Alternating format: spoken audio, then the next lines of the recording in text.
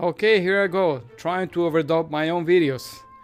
I know, but I find this much easier than just sitting down and tapping one finger at a time. It's very tedious work, and here I get to improvise even more.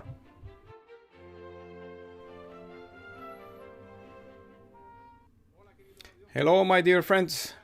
I give you a big hug and a handshake from here, from the headquarters of the channel Audiofilos y Locos.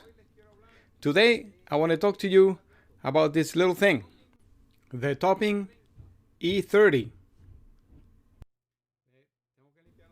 I have to clean it a lot because the front is glass, and so easily I get it all dirty and smudged. It's metal, very simple. It reminds me of my SL M8, I think is the model. Only that the M8 was more expensive, like 250 or 300 when I bought it in Mastrop. I think it's discontinued, but this one is about $129, I think. I gotta check, and I will leave the information on the description below. You can find it on Apple's, but also probably on Amazon, so I'll find both links. It's a very simple unit, but it also has the capability to be a preamp because it has a volume control. So if you're getting started or in a computer, you can use it sort of as a limited preamp. It has a few digital inputs, optical, coaxial, and USB. 3 inputs, digital ones. This button is touch sensitive, so all you have to do is touch it. All the reaction right there. But it gets dirty. I don't really recommend it as a preamp. I wouldn't go there. I tried it a little bit, but I'm not crazy about it as a preamp in a high definition system. But if you want it as a starter or maybe a smaller room, some active loudspeakers, then it's fine. You can use it like that. Now, I have listened to it as a DAC in my reference system, and I have to say, I'm surprised, especially coming from my SMSL M500 review.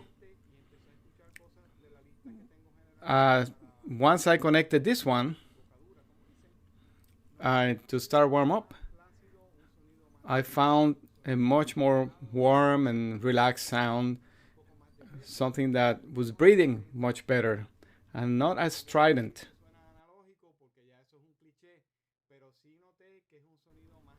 I'm not going to say it sounds analog, but it is a much more pleasant sound in my opinion.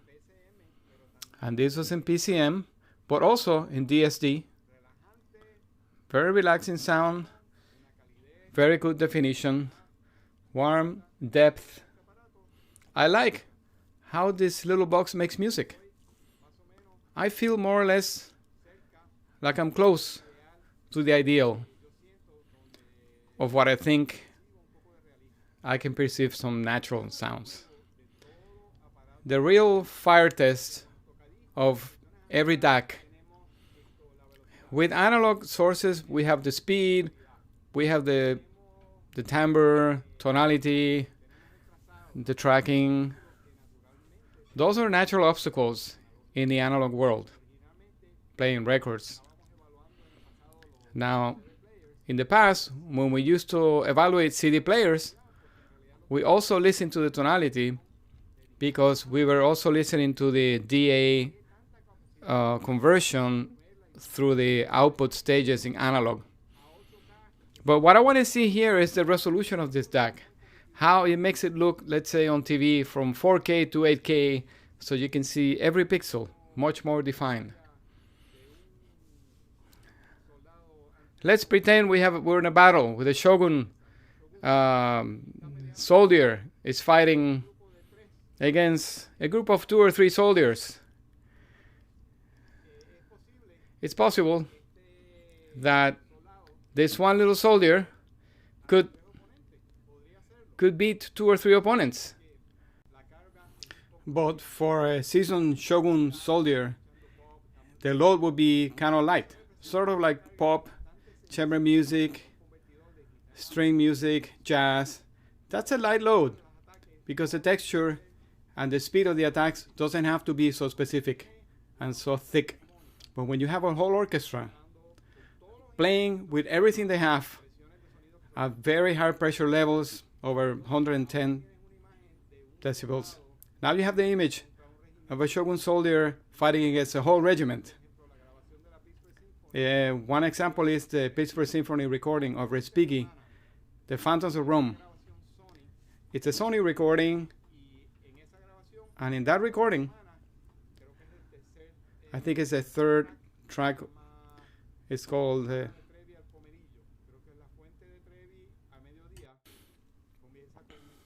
it starts with an English horn, but then suddenly all the force of the orchestra starts to come together, big crescendo, trumpets and trombones reach some real high levels. And when you hear this recording, the Pittsburgh Symphony with Laurie Mazel playing Respighi, Pines of Rome, and the Phantoms of Rome, you're going to hear that with very bad definition, poor quality DAC, this recording sounds like a mishmush.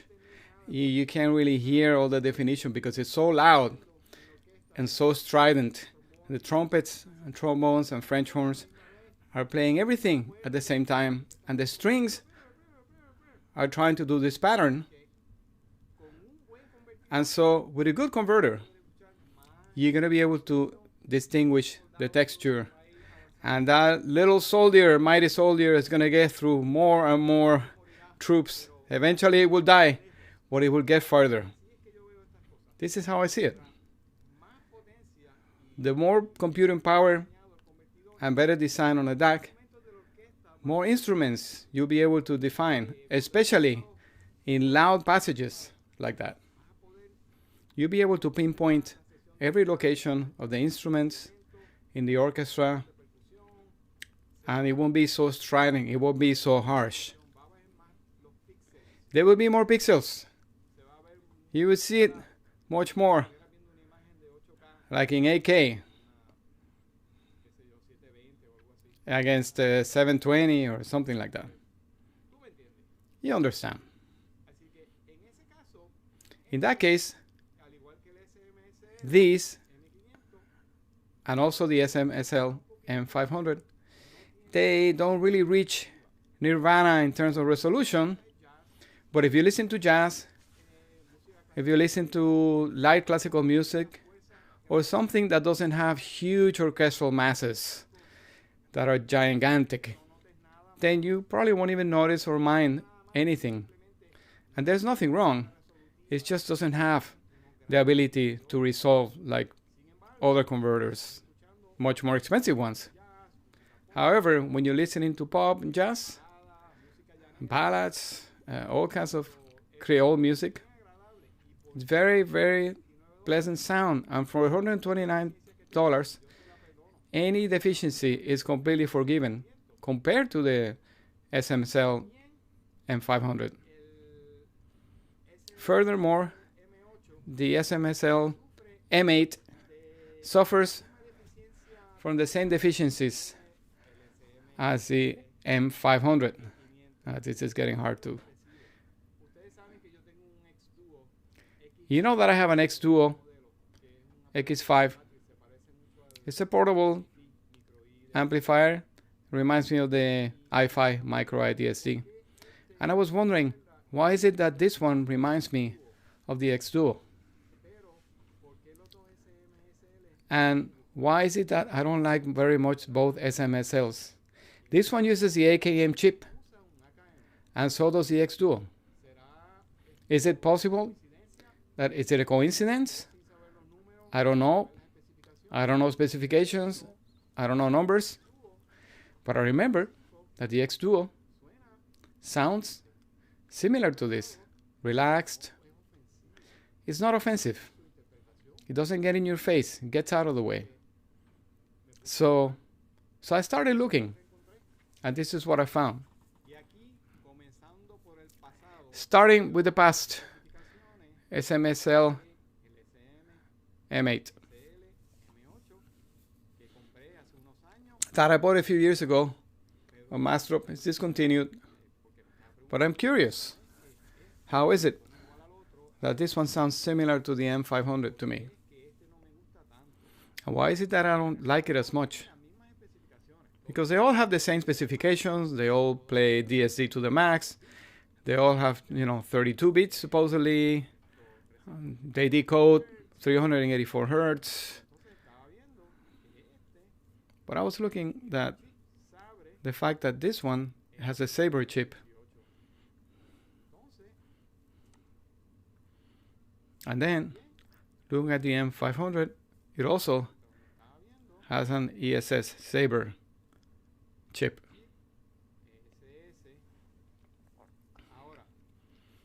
Now,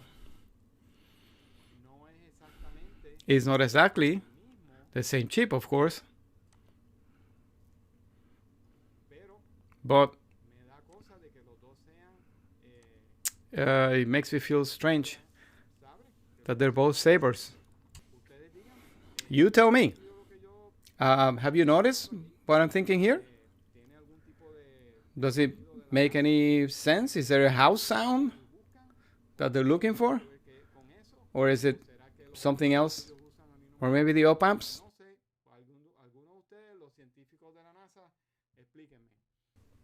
Maybe I don't like the SMSL op amps. So I was looking at my old XD05. This is a Plus version.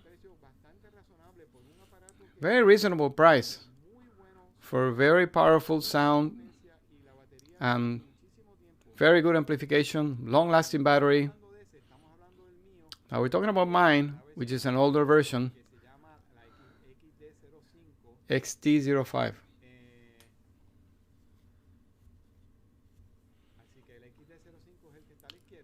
And the one on the left is mine. As you can see, the specifications are very similar, but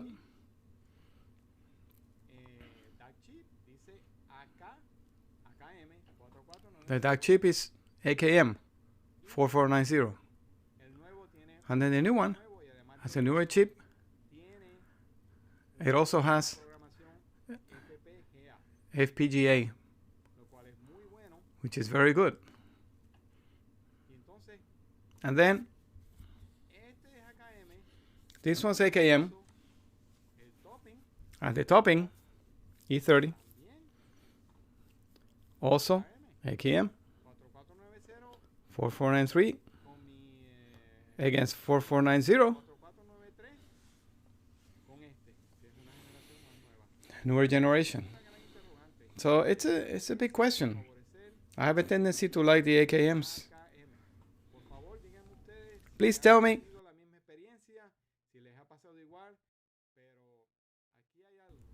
There's something happening here. Another thing is that since we're here, I want to show you. You can use it as a DAC, as a preamp. It has a remote control. By the way, you remember in my M500 review, I couldn't find the remote. Well, now I found it. That's the M500 remote control. And that's the remote control for the topping E30. Somebody in China is making a lot of money making remote controls. It's very convenient on the topping because you can change the input, USB, optical, and coaxial. And you can control the volume if you're using it as a preamp, as mute, and the digital filters. And I forgot that my monoprice monolith amp that has THX, it's a DAC and a preamp, also uses the AKM chip. What a coincidence. And there are three ones that I like the most in this house. The monoprice X Duo, and now the topping E30.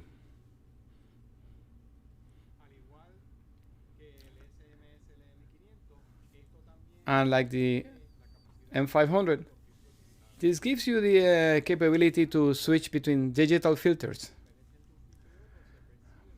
But in the case of the topping, I can hear the difference a little bit better. I don't understand it, but I like number 6 better. But it's very hard to tell. I just think it's a minimal effect, but I think it sounds more balanced with the 6, with the number 6 filter. You just gotta close your eyes and listen to it for a while. Maybe not pay attention too much, just let your subconscious. Another thing I find attractive about this converter, and therefore the price is unbeatable, is the color of the display. Because we're all tired of the blue lights. Before that it was the green lights or the red lights. I think Dan DiAgostino was the first ones to use blue lights with the KSL, KSA 150, KSA 250. They started using those blue LEDs, which were very rare back then. And now everybody uses them. And this is, okay, accuse me of being nostalgic, of being an old guy, but I think this can sit next to some nice, maybe some tube equipment. And it would just feel very good. It gives you the feeling of looking at a tube unit. It's a nice amber color that relaxes you. It has a calming effect, and maybe suggestively, maybe this helps with the sound. It's a great design. I think they did a really good job to make that decision. Another thing that's very convenient is that you can power it from a USB, because all it needs is 5 volts. So you connect it directly to the computer, or in my reference room I have a room computer that also has USB connections, which are for that purpose too. So you don't have to put it into the power outlet. You can put it right from the USB. And that minimizes the noise. To conclude, I think this is a good purchase. Cheap products don't have to be bad. It's just getting the right tool for the job. This is very good for the types of music that do not require great ensembles. Lots of instruments playing at the same time. It could be soundtracks, movie music, but this is a very strong soldier that can go through a few regiments. And still, he has sort of a similar capacity as the M500 SMSL in terms of resolution, but the tone, the timbre, is much more pleasant on this one. I prefer this one. I'm going to continue to listen to it in my reference system because I don't have a reference converter since I sold my shit Yggdrasil. So I'll wait till the day, but in the meantime, I'm going to keep listening to this. I'm really enjoying it. And thank you to Apples for loaning it to me. And you, my friend, if you want to help me, help the channel with Patreon, buy me a coffee, or buying our merchandise from Streamlabs or Teespring right underneath in the description. Thank you. And I'm just wondering what the goosebump meter would say.